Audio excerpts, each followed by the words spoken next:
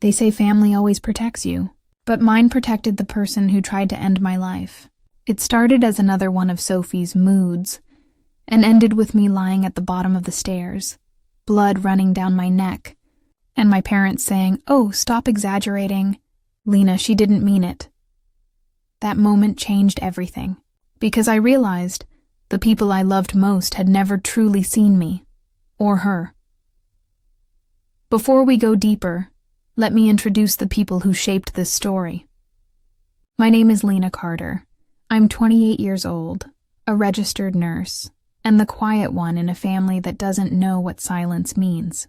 I've spent my life fixing others, patients, parents, and most painfully, my older sister. Sophie Carter, 31, is the family's golden child, the one who makes everyone laugh, who turns every situation into her stage. Behind closed doors, though, she's something else. Manipulative, jealous, and dangerous when she feels ignored. And then there's Mom and Dad, two people who hate conflict so much they pretend it doesn't exist. To them, peace is more important than truth. Dear listeners, before we continue, tell me, where are you watching from tonight? Drop your city or country in the comments below. And don't forget to subscribe, because what I'm about to tell you isn't fiction. It's what happens when love becomes blindness. Now, let's go back to where it really began. The day Sophie moved back home. It was late autumn, the air sharp with rain, when I got the call. Dad had a mild heart attack. I rushed to the hospital, still in my scrubs, only to find Sophie already there, sitting in the waiting room with perfect hair, crying dramatically into her phone. "You took your time," she said when she saw me, like my 20-minute drive was a personal insult.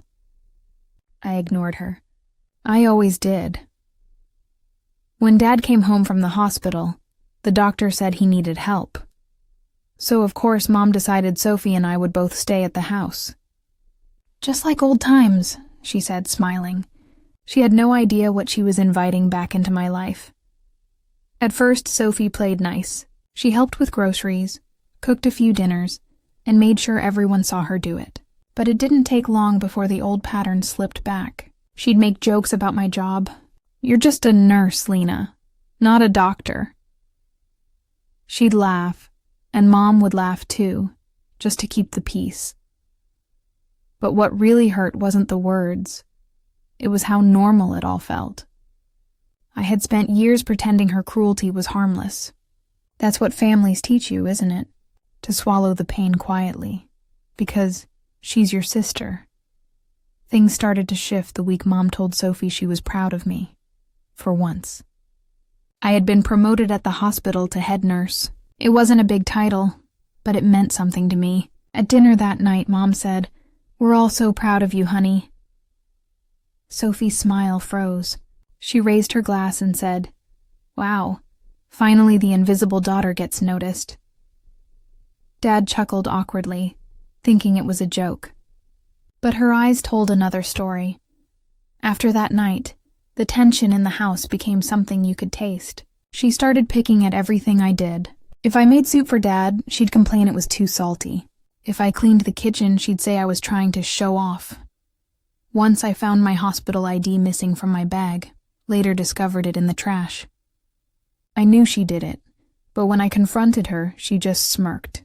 "You're always so paranoid." Then came the night everything broke. It was raining hard. The power had flickered twice and Mom had gone to bed early. Dad was asleep in the living room. Sophie and I were in the kitchen, arguing about something stupid. A broken mug, I think. She accused me of always taking her things. I told her calmly, "It's just a cup, Sophie." "You can have it," but she snapped. "You always take what's mine. My friends, my spotlight, my parents." Her voice cracked into something raw. Before I could step back, she shoved me. It happened so fast I didn't even scream. My foot slipped on the wet tile.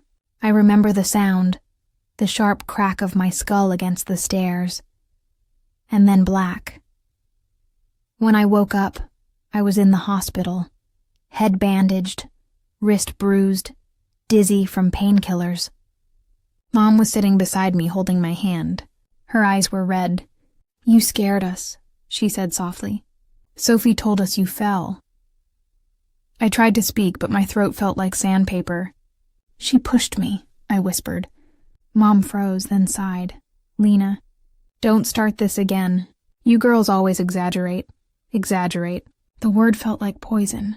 Even then, after I'd nearly died, my family protected her. When Sophie came in, she put on her sweetest face. "You scared me so bad, sis," she said, brushing my hair back like she cared. "Promise me you'll be more careful next time." I turned away. I couldn't look at her. After that day, something inside me shifted. I went back home only long enough to pack my things. I moved into a small apartment near the hospital. I didn't tell anyone except my friend Alan, a doctor I worked with. He helped me file a quiet police report. Nothing came of it, of course. The officer said, "No witnesses, no proof. Could have been an accident." So I did the only thing I could. I disappeared. I changed my number, stopped visiting my parents, and focused on my work. I started therapy, learned about narcissistic personality disorder, and realized I'd been living in emotional captivity my entire life. I had spent years trying to earn love from people who could only give validation to the loudest person in the room. Months passed. Then one evening I received a message from Dad, a family dinner invitation. "It's been a year, Lena, please come home." I hesitated, but something in me needed closure. I said yes. The house hadn't changed, but Sophie had. Her husband had left her, and she'd lost her job. When she saw me walk in, confident, healthy, smiling again, her eyes filled with something between envy and rage. "Look who decided to show up," she said. The family martyr. Dinner was tense. I stayed polite, distant. She tried to provoke me. Small digs, rolling her eyes, pretending to laugh.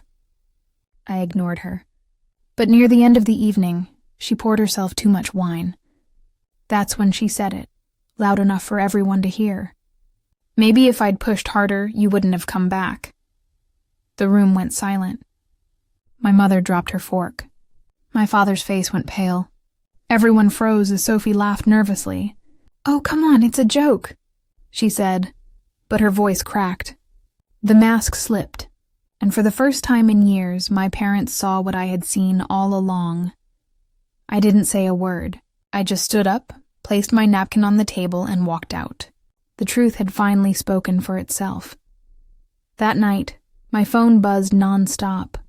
Calls from relatives, messages from cousins saying, "We saw what she said."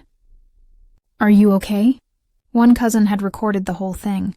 By morning, the entire family knew. The golden daughter had fallen. And the quiet one, the one no one believed, finally had proof. I didn't celebrate. I didn't gloat. I just sat by my window, listening to the rain, and whispered to myself, "Finally." The next few days after that dinner felt strangely quiet. No calls from Mom, no half-hearted messages from Sophie pretending everything was fine, just silence. And for the first time in years, I didn't mind it. I had spent most of my life surrounded by noise. Sophie's constant drama, my parents' endless excuses. Now I had peace, and I wasn't going to trade it again for chaos disguised as family love. But peace has a strange way of drawing attention. 3 days later, my mother showed up at my apartment without calling first. She stood in the hallway, holding a casserole dish like it could fix everything. Her eyes were tired. "Your father hasn't spoken much since that night," she said quietly. "He's ashamed." I didn't answer. "And Sophie's been calling, saying you're trying to turn everyone against her."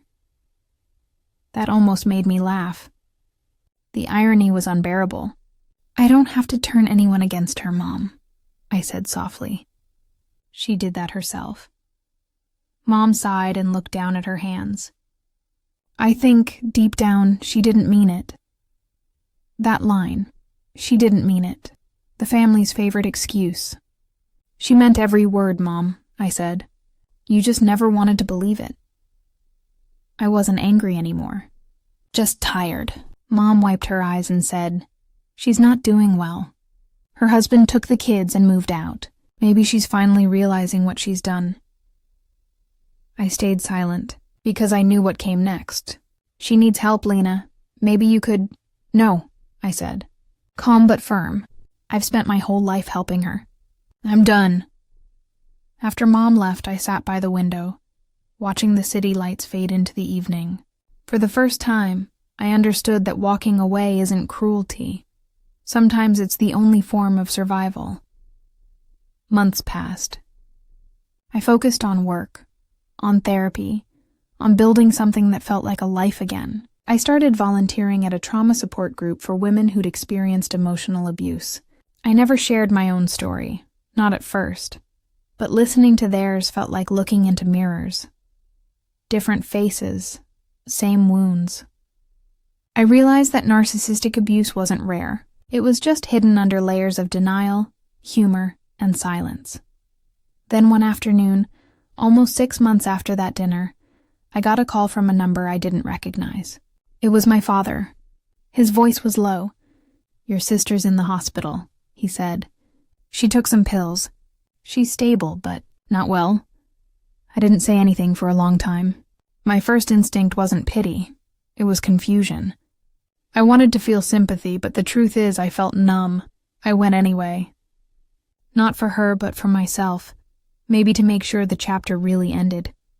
When I walked into her hospital room, she looked nothing like the woman who used to tower over me. Her makeup was gone, her hair unkempt, her face pale and small against the white pillow. When she saw me, she looked away. For a few seconds, neither of us spoke. Then she said quietly, "They all hate me now." I stood at the end of the bed. "No," I said. "They finally see you." She didn't answer. She stared at the ceiling, tears slipping silently into her hair. "I didn't mean to hurt you," she whispered. "You always had everything I wanted. Peace, control, love. And I just—" She trailed off. "You tried to kill me, Sophie," I said softly. Not as accusation, just truth. "You could have stopped. You didn't." Her eyes filled with tears again. "I don't expect forgiveness." I nodded. "Good," I said. "Because forgiveness isn't something I can give yet. But I don't hate you anymore." That made her look at me for the first time in years. "Then why are you here?" she asked. I thought about that for a long second. "Because I didn't come to see if you'd changed," I said. "I came to make sure I had. I left the hospital without saying goodbye." I didn't need closure from her. I already had it. Weeks turned into months. Sophie moved to another state for treatment. My parents stopped defending her. My father started therapy, finally facing the years of denial he had built to keep peace at home. My mother began visiting me more often, sometimes just to sit quietly while I cooked. For the first time, our relationship felt real. Honest, fragile, but real. 1 year later, something unexpected happened. The trauma support group where I volunteered invited me to share my story publicly. "You've come so far," my counselor said. "Your voice could help others find theirs." I hesitated. I never wanted to be defined by pain. But I realized the story wasn't about pain anymore. It was about surviving it. The day of the talk, the small auditorium was full. I looked out at faces. Strangers, mothers, daughters, even men, all carrying invisible scars.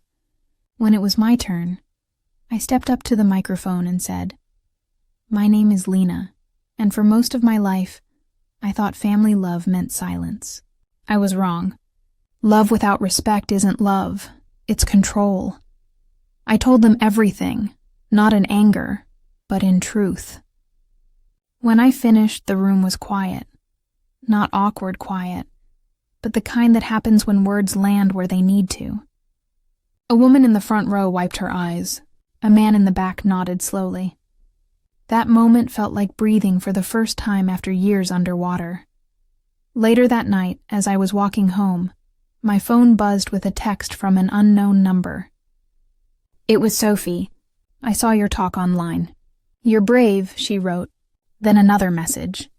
I'm sorry, I didn't reply. Not because I hated her, but because I didn't need to anymore.